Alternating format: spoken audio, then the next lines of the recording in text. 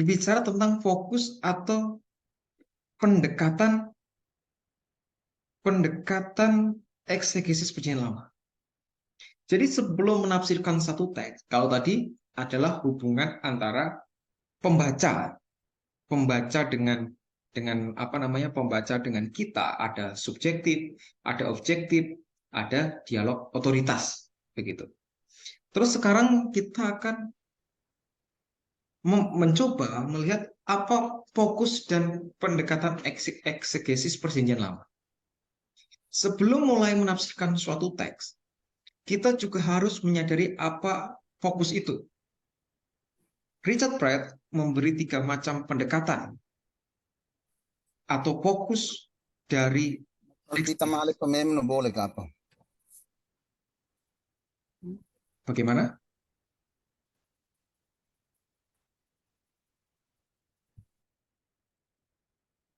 Oke, Richard Pratt memberi 3 macam pendekatan atau fokus dari eksegesis. Yang pertama ada yang namanya tematis, historis, dan sastra. Jadi fokus daripada perjanjian lama, ketika kita fokus eksegesis perjanjian lama, ada tematis, historis, kemudian ada sastra. Yang pertama, tematis. Apa itu tematis? Tematis adalah analisis tematis. Kita memperlakukan narasi perjanjian lama sebagai cermin yang memantulkan keprihatinan dan minat kita. Jadi fokus eksegesis adalah tema-tema yang dipilih oleh para pembaca, meskipun tema itu bukan tema utama dari suatu teks. Tipe analisis tematis adalah teologi sistematika, pemodelan, dan perhatian pastoral. Jadi ketika kita mau menafsirkan perjanjian lama, fokus daripada eksegesis perjanjian lama atau tafsir daripada perjanjian lama, itu ada 3 ruang lingkup.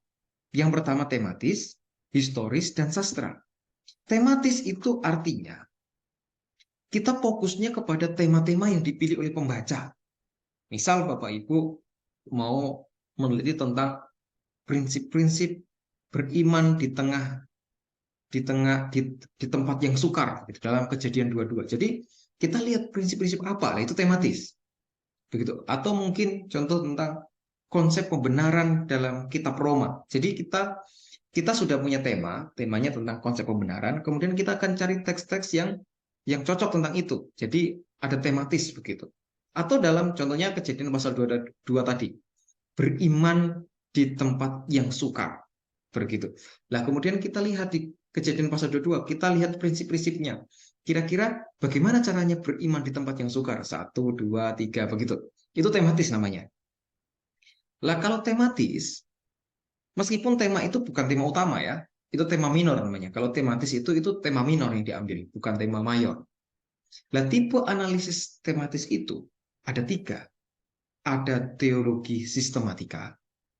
Jadi analisis tematis itu ada subnya, ada 3 sub ya. Sub yang pertama itu adalah teologi sistematika. Kemudian yang kedua itu adalah pemodelan atau teladan.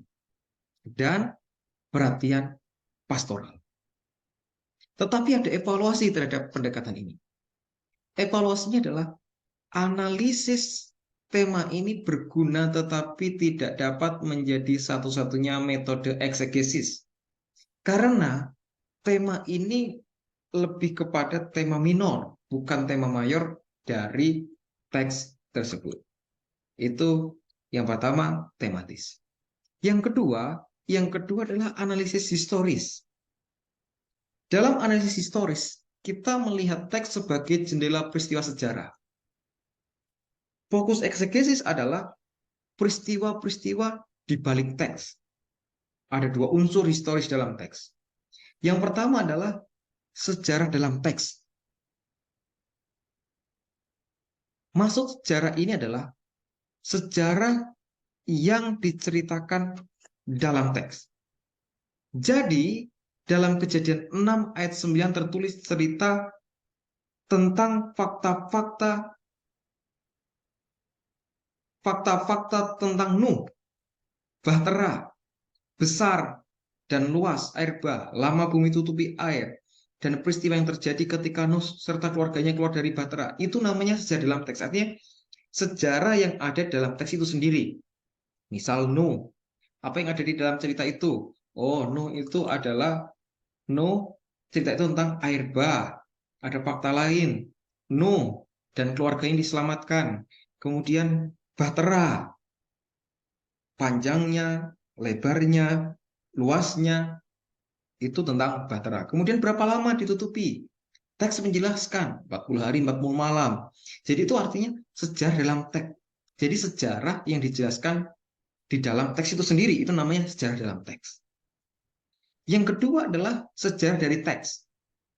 Lah, kalau sejarah dari teks itu tidak berfokus pada sejarah yang ditulis dalam teks, melainkan berfokus pada sejarah teks itu sendiri. Seperti bagaimana teks itu muncul, mengapa, di mana, kapan, dalam keadaan yang bagaimana, siapa penulisnya, untuk apa ditulis, disunting, disusun, dihasilkan, mengapa sampai teks ditulis. Jadi pertanyaan-pertanyaan demikian itu yang disebut sebagai sejarah dari teks. Sejarah dari teks itu berarti di luar teks itu. Tetapi kalau sejarah dalam teks, sejarah itu ada di dalam teks itu sendiri. Seperti siapa tokohnya, kejadiannya seperti apa, peristiwa itu dalam teks ya. Tetapi kalau sejarah dari teks, itu pertanyaan yang berhubungan siapa penulisnya, begitu.